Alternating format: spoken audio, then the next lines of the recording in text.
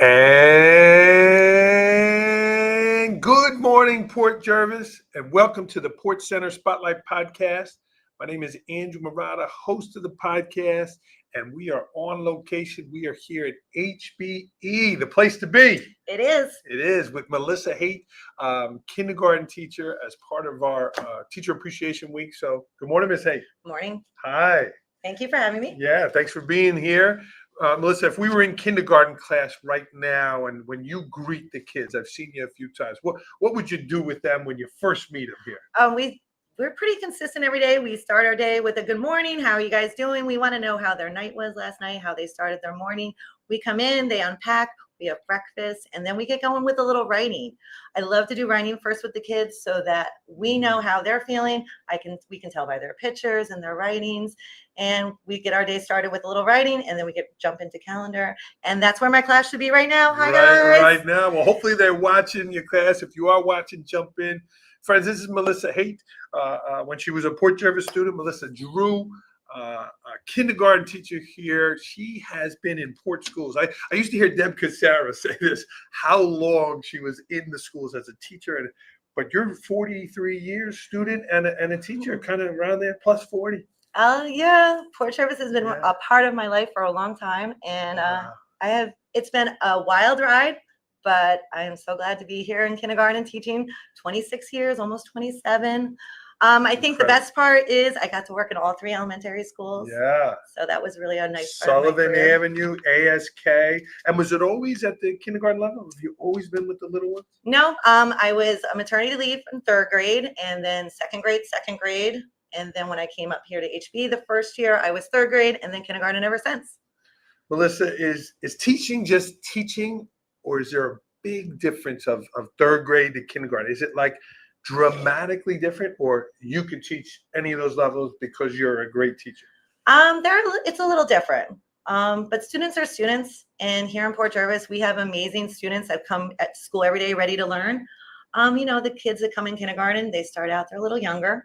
So we take things a little slower, but by the October, November, we are rolling in high gear and learning lots, and it's just a lot of fun. Yeah.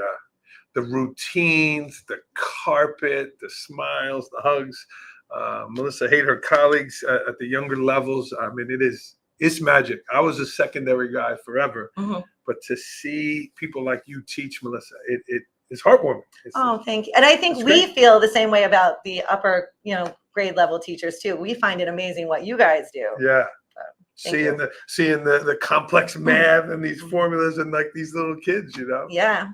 But it's amazing for all you secondary teachers, middle school, high school. If you've never seen the younger grades, their routines, the way they shaping reading, you mentioned about writing, it really is truly great.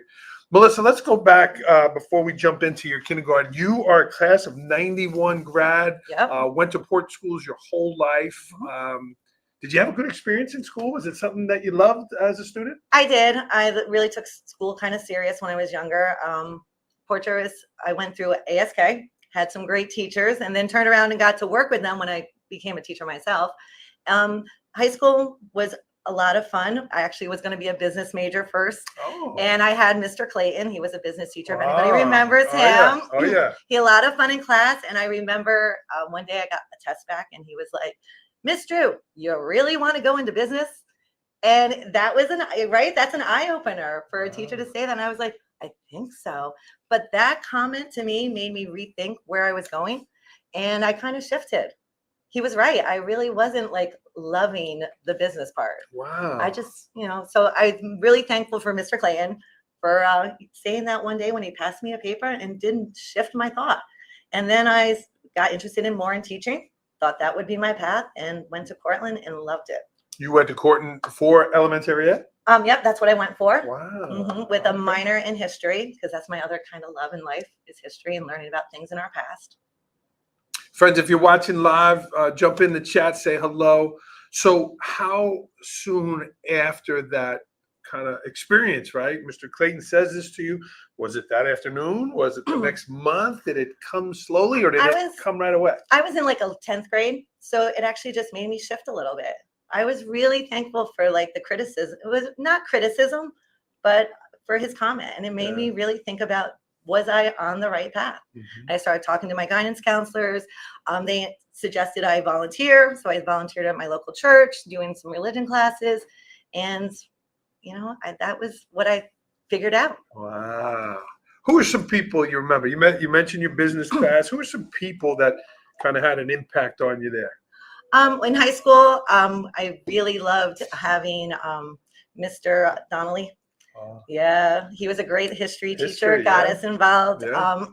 Mr. Rollman, Mr. Witherow were great history teachers in the high school. And in my elementary school, I always think of Mrs. Newman, Mrs. Patterson. They were great teachers, and they had been teachers for a really long time. And then like I said, I got to work with them too. Yeah. Amazing, right? The experience, they make the classes feel comfortable, and the impact they have on people. We recognize that, we celebrate that this week, Teacher Appreciation Week. The impact, one thing this person said to you, right? Mm-hmm. And maybe it was a criticism, and maybe back then they could say it a little differently than we do now. Mr. Clayton's came from joking from his heart, but it was authentic. Yeah, and it made me think, like, yeah, you know what? Maybe he is right. This is not what I'm loving, because I obviously didn't love it. Wow. And how about Cortland? You had a good experience at Cortland? Cortland was a lot of fun. In and out in 4 years, and back here to Port Jervis. Okay. I got my degree in elementary ed and a minor in history. I was really excited learning about Civil War history and things like that. So interesting. Yeah. Oh. Was it something that you said, like, I really want to come back to Port, or did you think about moving, upstate New York, different areas, or you always wanted to come back home? I really wanted to come back because when I was out of college, Port was the place to be. It still is the place to be. But you finished your degree and you came back, and a lot of people wanted jobs in Port Jervis, and I was lucky enough. I did some long-term subs, and then I got my job, and ever since. Wow, that's awesome. It's so nice to hear, right? People wanting to come back and teach and give back. And I get to work with a lot of people I graduated with. I'm working with Jen Cole. She graduated with me as well. So there's a lot of us from high school that we're back. I love it. Yeah. So Melissa, how does it feel now, looking back, where we are as a district now, all the things happening, the great facilities, and again, all the things that are happening now. What does that mean to you as a graduate and someone who's really invested their whole life here? Well, when I was here in Port as a student, I didn't see anything we were lacking. I loved my experience as a student. When I came back my first years as a teacher, I was ready, and I felt the district was prepared for what the challenges of the school year. Our facilities were pretty modern, but since in the 30 years, wow, we are state of the art now with the technology we're getting, the changes to the building. Even though there's not major changes to the outside, the inside of the building is just much more modern. Our superintendent, our school board are doing amazing things, trying to get new programs in and just continually to improve our school. I love it. It's such positive momentum, things happening. Melissa, you've been here a long time, right? And when we do things a long time, maybe we lose a little off our fastball. We've been doing that. As a long-time principal, I started to feel that maybe I wasn't bringing my best. But when I see you teach, when people see Melissa Haight teach, like, you're incredible. You bring incredible energy, like, to maintain that positivity over the years. What's been your secret to remain positive and show up each day with this great energy? I think the kids. I love the kids. They come in every year. They come in. They're excited to learn. They're excited to learn new things. So that makes me get out of my comfort zone and find out new things so I can keep bringing it back into the classroom for them. It's really the kids. Yeah. Her co-teacher, Cara DeGroat, and her aide there, Tammy Olenek. Hello, Miss Olenek. I saw you this morning. Really, it's wonderful to see, again, these young people. Melissa, they're such fragile beings. I mean, I'm used to the high school kids. They're bouncing around the hallway. They are bouncing. They're big kids. These little ones, they're these little creatures. Their shoelaces are untied. You're really cultivating their future.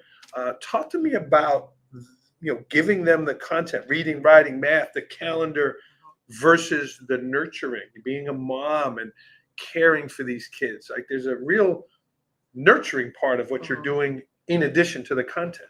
Yeah, you have, it kind of is interwoven together.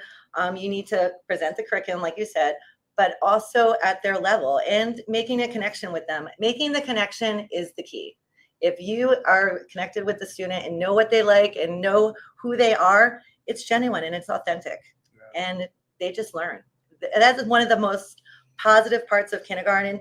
They start and they start to grow. And then I see them go on to, you know, 4th grade, 5th grade, 6th grade, high school. And I'm kind of proud of everything. When you see this year, it'll be 5th graders, but traditionally you had 6th graders moving up. When you would see those kids 5 years later, would you remember them? And like, you know, yeah, living in Port Jervis, you see a lot of people you've had. I love running into people and saying hi, and then they'll say, "Do you remember me?" I have a pretty good memory for names, so I do remember a lot of people. You know, I remember a lot of DJ Rockefeller was in my first class at ASK. Wow. So little famous people in town. Looking for a good DJ. Yes. Terrific. Yeah. So wow. It's a lot of fun. Awesome.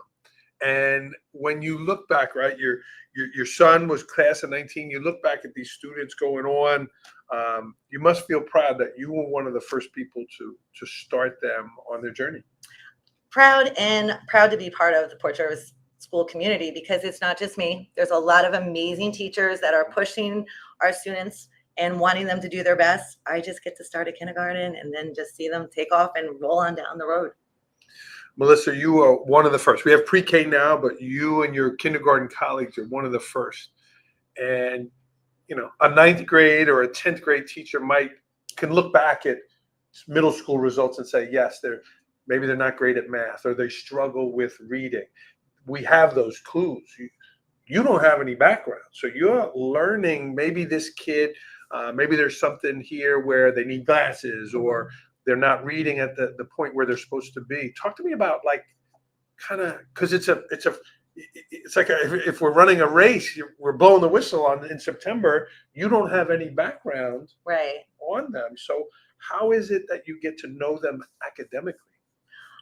Well, they come in and we get the first thing they do actually when they meet us is they take a standardized test. You know, it is school, but that kind of pinpoints their strengths and their weaknesses coming in.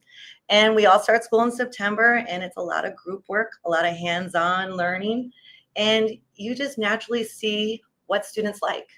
And so I try really hard to just give them the experience that help them grow and find their interests. One of my interests is history and local community history. So I'm always taking pictures when I'm out, and sending them to the kids. Over the weekend, I saw this. We went to High Point. You should check out High Point. So I always am trying to make the learning fun and meaningful and right there in front of them.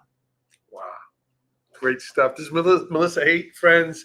HBE Schools, the place to be.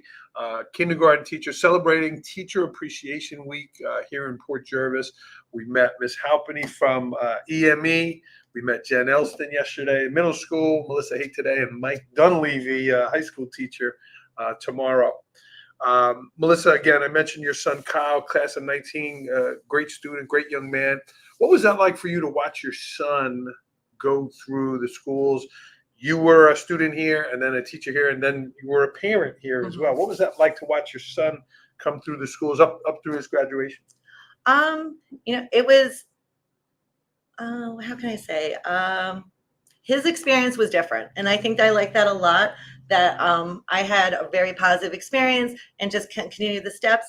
My son Kyle, he graduated in 91. 19. Class of 19. Yeah. And he played soccer, he played sports, he was really involved, and he also chose to go to Cortland too. Nice. And after that, he's now at New Paltz, and he's continuing to go into education. Good. Okay. So yeah, but it was hard in the beginning to be a parent and to have us, to be a parent and a teacher in the very beginning. He was at ASK with you? He was at HBE here with me. Okay. So we used to laugh, and I was like, I'm not mommy at school, at work. And, it was hard the first year, and, the days were long. He would come home and we would talk about school, and we had the same stories. He was like, I'm learning about jelly beans. I'm teaching jelly beans. So that part was a little sweet in the beginning, but he had great teachers along the way. He was very supportive. His teachers pushed him to do his best and to find his calling, which in the beginning was sports management, and then he switched on to become a teacher. Interesting. Wow. And what level does Kyle want to be at? He's looking towards high school. Okay. But he's subbing right now in local districts, and I'm super proud of him. Okay. Well, Kyle, we're always looking for good people. So our Port graduates would be great. So that would be awesome. Melissa, you mentioned history. What are some other things you love outside of school? Some hobbies, things you like to do outside of school? I try to travel locally. We laugh at my family. I like a good view. So I like to go to places. I like High Point. I always, go to the Hawk's Nest, especially when it's fall. The foliage is so beautiful. Beautiful. I try to go around to the local historical places because I kind of am a history buff. And I am actually making my own kindergarten bucket list. So when I do retire in a few years, there's some activities I want to do, things I talked about in the classroom that I haven't got to experience. I haven't gone to Yellowstone. I haven't gone to the Grand Canyon. And I really, really want to go to Groundhog's Day. We talk about it every year. It looks like a lot of fun. So that's kind of my kindergarten bucket list. Puxatawney, Pennsylvania, not too far from us. Was on the list here. That's pretty cool. Teaching the kids about that. What is it about that event that got your attention? Well, it's kindergarten. You do all the little holidays, but the kids just find it silly. Yeah. So it's that interest is all about kindergarten, learning and fun and silliness. And I'm glad winter's over now. Exactly. Finally past there. So you'll get to some of those parks out west, Yellowstone and stuff. It's my bucket list. Yeah. Mm-hmm. Good for you. I would highly recommend that. Melissa, one of the pictures that was in the pre-show here was you and your dad. You went to the honor flight. Yeah, in Great experience. 2017, my dad got chosen to go on the honor flight, which was pretty amazing. And I got a chance to be his chaperone. So I got to go on the whole experience with him. And if anybody doesn't know what that is, there is a group that takes veterans from the area, a one-day flight down to Washington, D.C. We see all the historic things in Washington. There's a beautiful little luncheon, and then we fly back in a day. So my dad and I have always been really close, and he's been very involved in the Port Jervis Fire Department. And so I was always know all of the stories about, being a volunteer fireman, but I never really knew any of his stories about what it was like when he was in the Navy during the Korean War. So when we did get to do the honor flight, I heard some stories that I never heard before. I heard my dad talk to other veterans about their experience, and it was kind of eye-opening. Interesting how our veterans keep those stories to themselves, but beautiful when they open up and share them. Yeah. Great pictures there, and this has been something Port Jervis Schools has been involved in now for a number of years. Yes. Flo Santini brought it to us. We're always sending the veterans mail so that they can open it on their flight, and I know they take a group from the high school over to welcome them every year. That must have been really a tremendous experience for you with your dad, but also your love of history. Yes, it was. And one really interesting story my dad told me was the day when the war was over, because he was in the Korean War. They pretty much floated in. He was on a ship. They floated to port, gave him a train ticket, and said thank you. And he got on the train, got himself from South Carolina back up to Port Jervis. And my grandma at the time didn't have a phone, so he just walked from the train station all the way up to Limekill Road, up in Deer Park, and with his bag on his shoulder. Yeah, and then the next day he went back to work. Wow. So incredible. On by himself on the train, no welcome home, no sort of no kind of wow. But then he had that experience when we did the honor flight. They just celebrate his whole service. It was an amazing time. Yeah, that's a great event. We appreciate all of our staff that goes to that. The kids are doing the cards. It's really, really a very cool event. Melissa, back to your teaching. Again, as somebody who is secondary, to watch the littles teaching. So to me, it looks like magic, right? It does, but it's not. It's intentional things that you're doing. What are some of those magical ingredients that you bring, Melissa, to make the lessons, to make the day of the kids just be so great? Well, first of all, fun. You have to make it fun. And listen to what the kids are asking that they want to learn about, and just tie that into their day. I know they have to do the reading, they have to do the math, they have to do that, but there's so much other things that we tie in to make the whole day fun for them. Yeah, it really is something to watch, and the magic of reading in letters, right? You might have some kids that their families read to them, and they're a little more familiar with books, but you have some that might not have ever. Talk to me about putting the letters together to make those words, cat, hat, to make those things. Talk to me about teaching kids to read. I wish I had the true magic, because I think it would be financially wonderful to be able to pass out all that information. Every year, it's a lot of just figuring it out, and it's a lot more student hard work. We give them the letters, we teach them the sounds, and then you watch the students put it together, and then they read. It is so magical in kindergarten. When I started kindergarten, it was half day. So we were pretty much the preschool experience, this is the letter, we're making a project, things like that. And then once we went full day, we're readers. Yeah. They start at 5-year-olds learning about school they are students, and they are first graders, and they are on to bigger and better things. Melissa, one of the great things happening in Port Jervis is the universal pre-K, us getting to the parents sooner, getting kids registered at 3 and 4 years old. Have you seen a difference with the kids that have gone to universal pre-K that land in your class? I have seen a big difference. They're just ready. They understand school, so they're ready to be learners.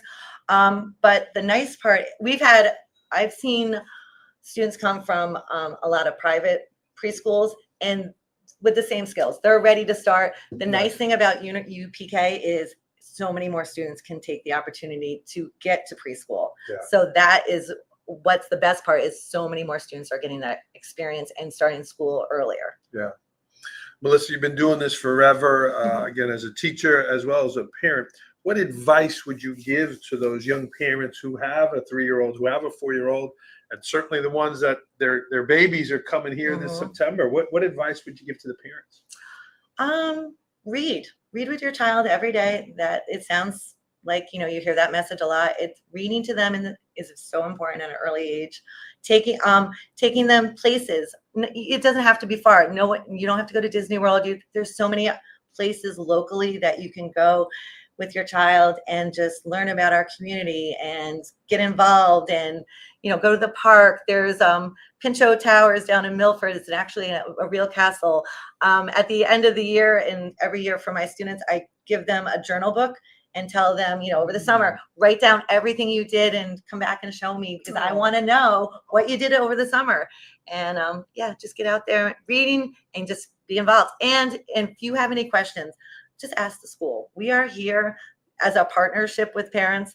Even if you have a 3-year-old, reach out. Our PPS office is amazing. Mrs. Durier will answer any questions and get some help.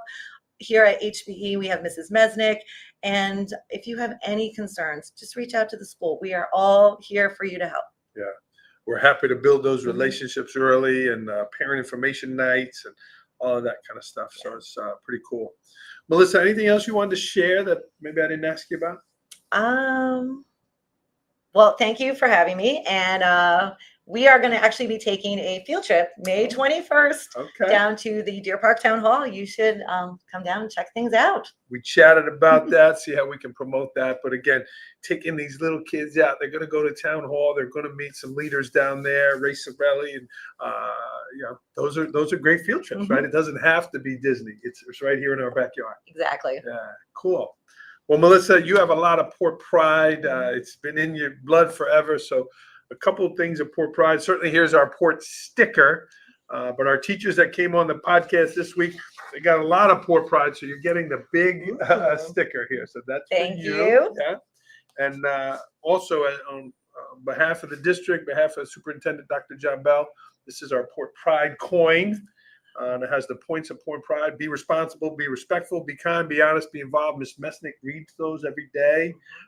So this is yours here. Thank you for being a great teacher. Oh, thank you. Thank you for, again, reaching these little ones. They're such these fragile beings, and the trust and care with people like you. So we're thankful to you and grateful to you for doing the job you do.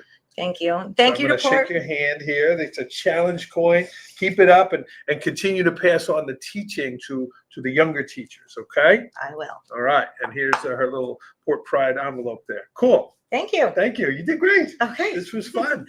Leave Melissa a comment in the chat here. And it's been Teacher Appreciation Week. It's Thursday, so one more day. Whether it's Miss Haight, whether it's a different school in the district, please reach out to your child's teachers to thank them. It is a hard job. You know, it's a hard job. But it's a great job. It is. It is. It Yeah. fills my heart every day, and I'm not ready to retire. And look at that experience. The teacher telling her in high school, hey, maybe the same for you. And she found her passion. And it's just great to meet people who love what they do. You really can see it in the work, Melissa, that you're doing. Yeah, cool.